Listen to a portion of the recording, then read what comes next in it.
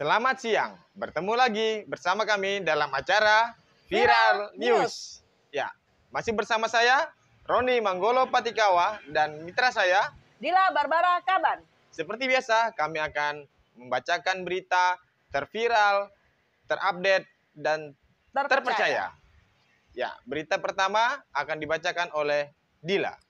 Oke, untuk berita pertama dari batampost.co.id. Warga Batam waspadai gelombang ketiga COVID-19. Ada gelombangnya nih. Batampost.co.id.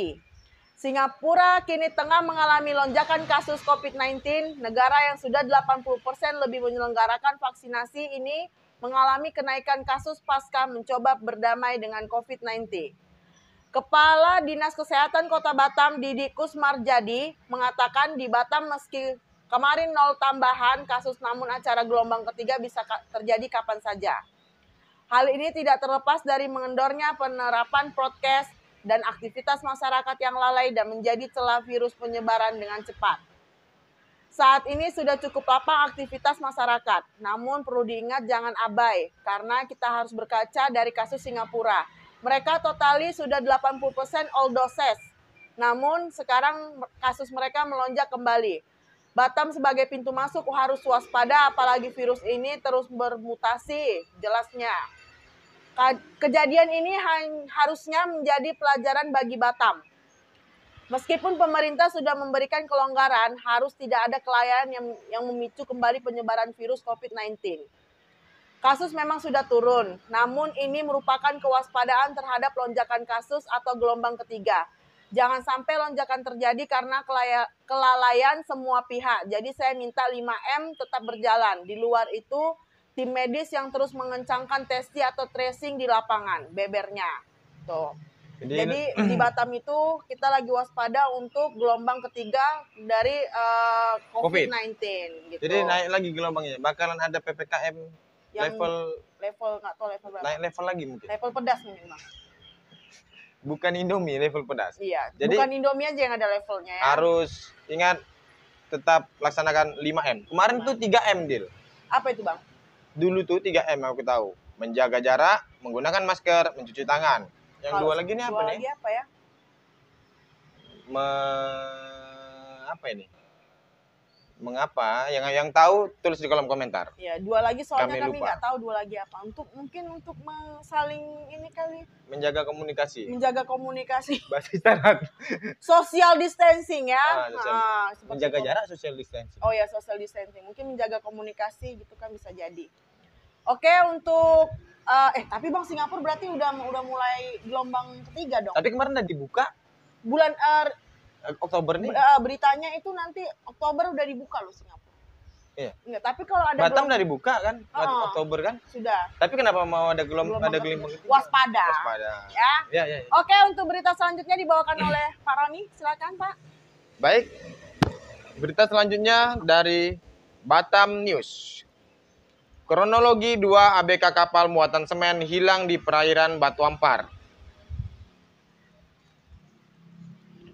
2 orang awak kapal KLM Tirta Mulia GT142 bermuatan semen yang tenggelam di perairan Batu Ampar, Batam masih belum ditemukan Minggu 19 Oktober 2021.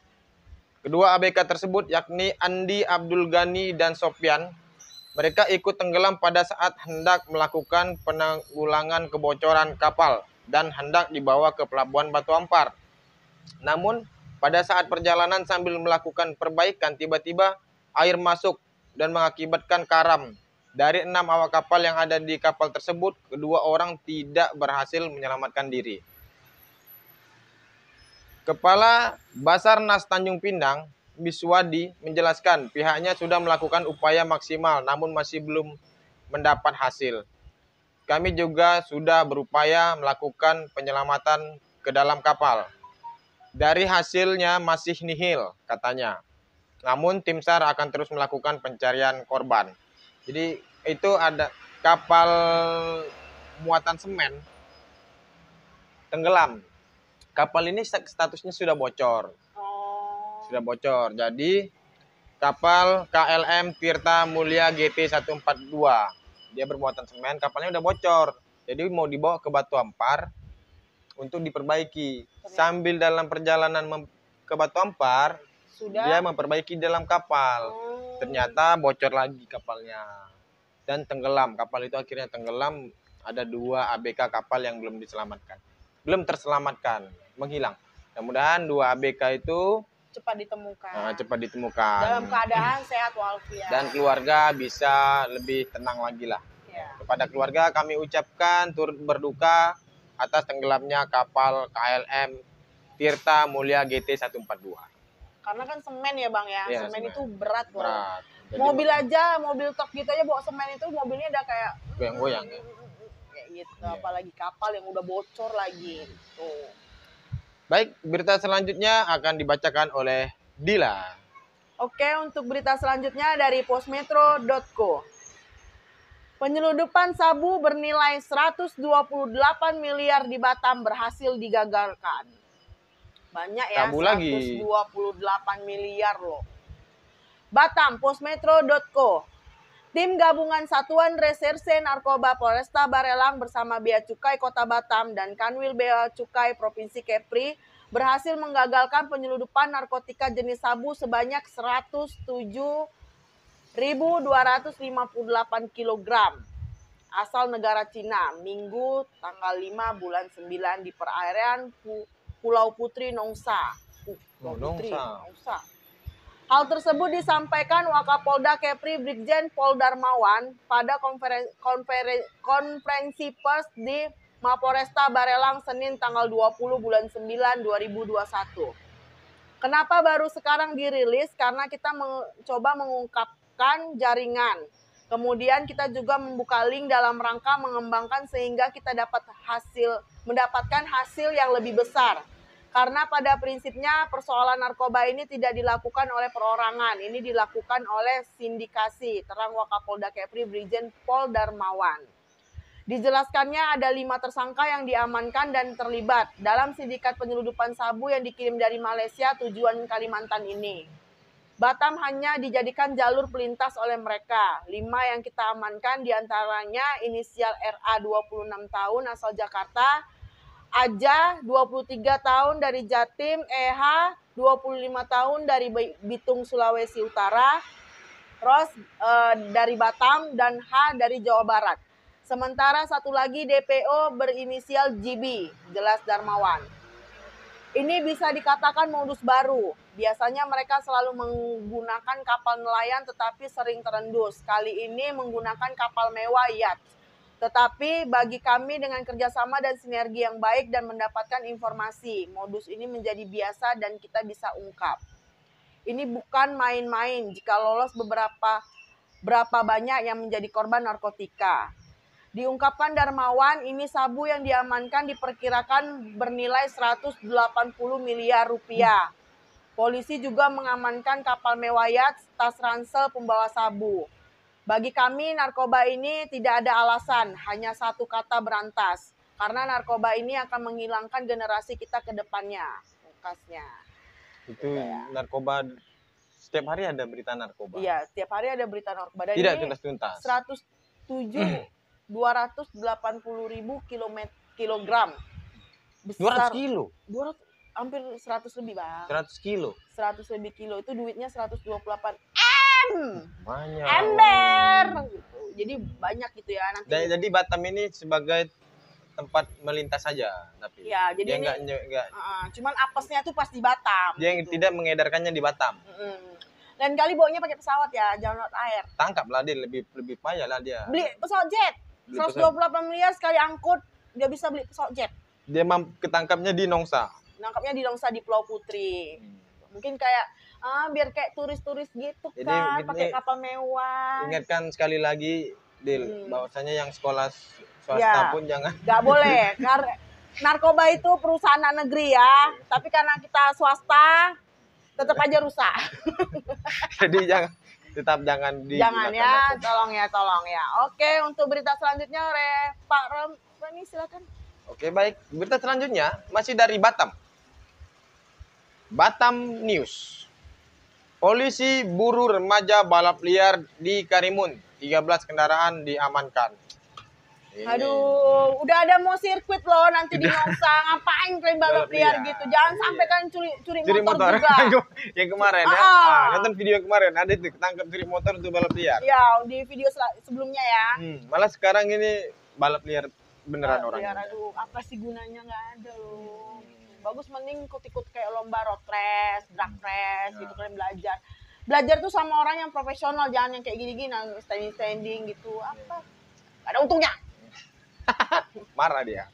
Karimun, Batam News. Sekelompok remaja kocar-kacir saat polisi datang membubarkan kerumunan mereka di kawasan PT Oil Tangking, Meral Barat, Kabupaten Karimun, Minggu 19 Oktober 2021 dini hari. Polsek Meral memburu para remaja pelaku balap liar tersebut. Sebanyak 13 sepeda motor berhasil diamankan. Banyak yang akhirnya kabur, meninggalkan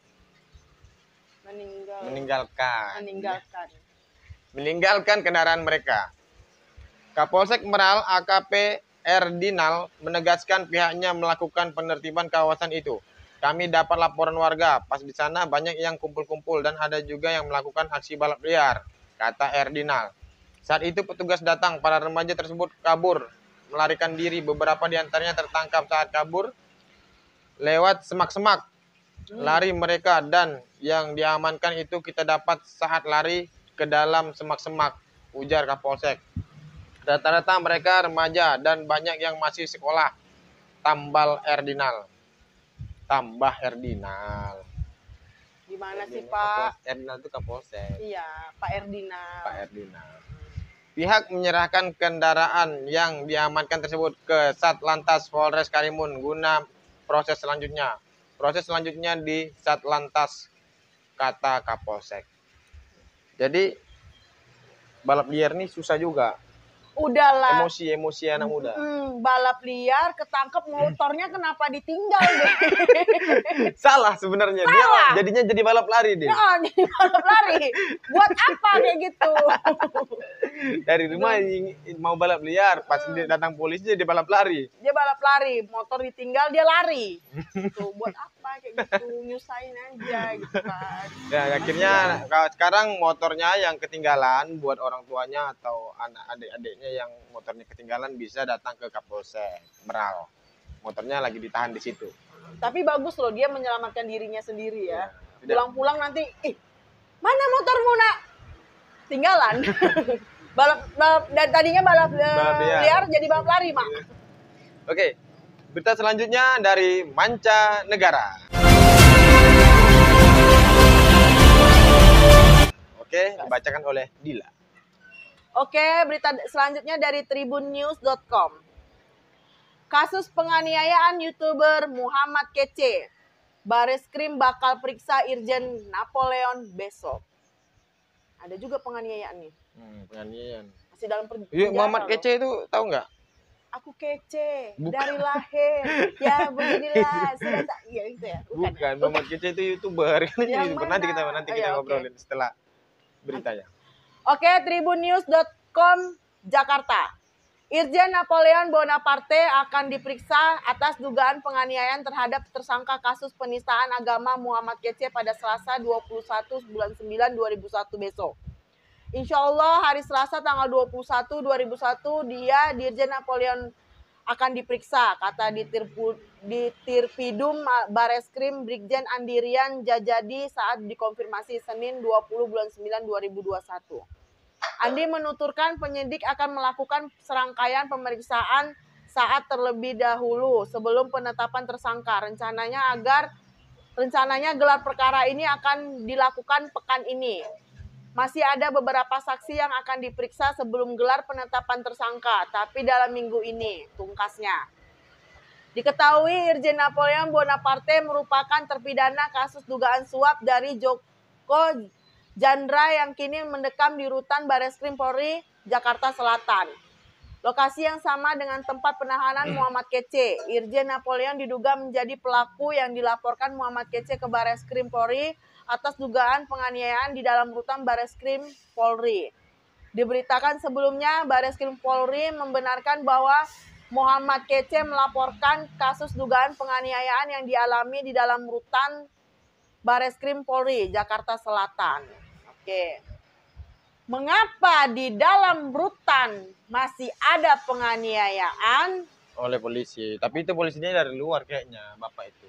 Oh iya. Tadi kan dia kan lagi mengurus urusan lain kan. Iya. Jumpa sama narapidana lain, terus Mm-mm. dia jumpa Muhammad Kece juga. Habis itu dianiaya. Muhammad Kece itu youtuber dia kontennya itu sering menghina Islam. Oh. Ya, jadi mungkin Bapak itu Napoleon kesal. Bisa jadi. Pas pula ketemu di situ. Kayak ketemu, Anda yang Muam Kece dari lahir, ya beginilah. Sudah, bukan ya. Bukan, gitu. dia Kamu pasti nanya kan, kamu iya, yang kemarin kasusnya menghina agama ini ya. Gitu. Jadi mungkin bapaknya terbawa suasana hati yang tidak ini ya, jadi apa? Gitu. jadi dianiaya. Iya, jadi ya. Cari aja di YouTube-nya Muhammad Kece, ada kok. Oke, nanti kita cari. Soalnya saya juga nggak tahu nih Muhammad Muhammad Kece ini yang mana. Gitu. Orang tua dia nggak kece-kece kali juga. Kece anak. Oh, udah juga tua ya, Bang? Tua. Iya. Oh, bukan masih muda. Bukan. Udah tua loh, Pak. Masa dia niaya, ya ampun. Kasihan loh. Ya. Oke, untuk berita selanjutnya, Pak Roni, silakan Pak. Oke, berita selanjutnya dari suara.com. Geger. 4 remaja putri di Papua diduga jadi korban pemerkosaan oknum pejabat dan politisi. Wow! Maksud lo? Mengapa ini? 4 itu ya, perempuan 4 ya? perempuan. 4 lagi tuh. Berapa ya? Kalau itu nggak diperkosa kalau. Oh iya, nggak mungkin dapat berita ya Pak. Betul. Betul. Oke, lanjut. Suara.com, kasus pemerkosaan diduga menimpa 4 orang perempuan yakni Dol, Dal, RW, OW. Yang DL nggak ada ya, DL. Nggak ada. DL Dila. Bukan Rita Loh. Aduh. Yang masih berusia 16 tahun di Papua. Mirisnya, peristiwa memilukan itu diduga dilakukan diantaranya oleh pejabat, salah satunya kedinasan yang berada di Papua. Kasus ini ramai diperbincangkan usai ex-tahanan politik Papua Ambrosius Mulait menceritakan kronologinya melalui akun Twitter pribadinya.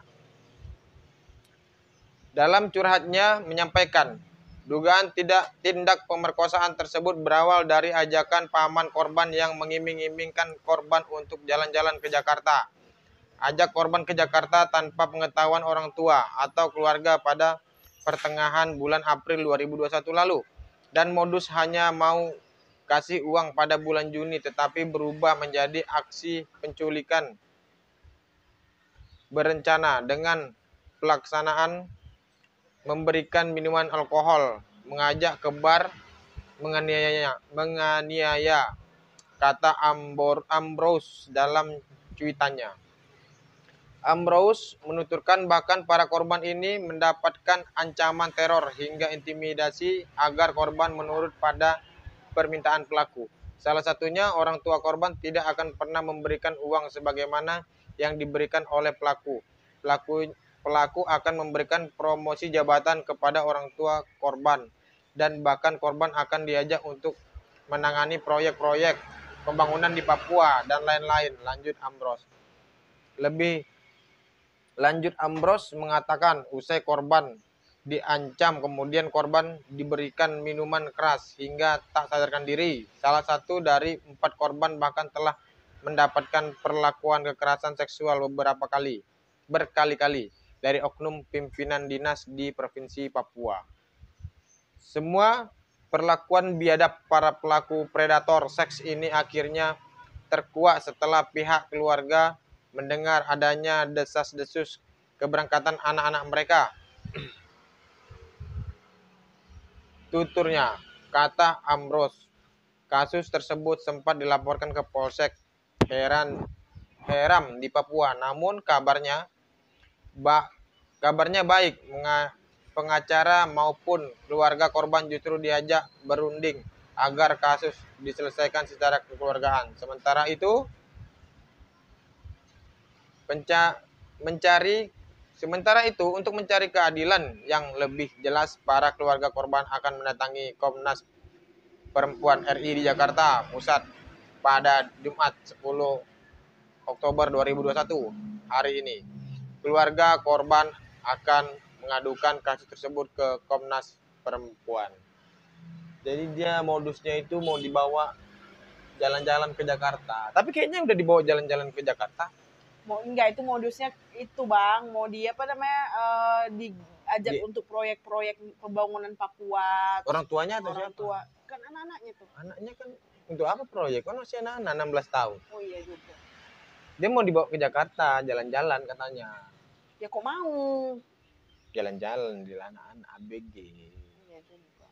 Jalan. Jadi habis itu dikasih minuman keras. Jadi dia mabok, ketika mabok baru dikasih enak-enak. Dia enak-enak.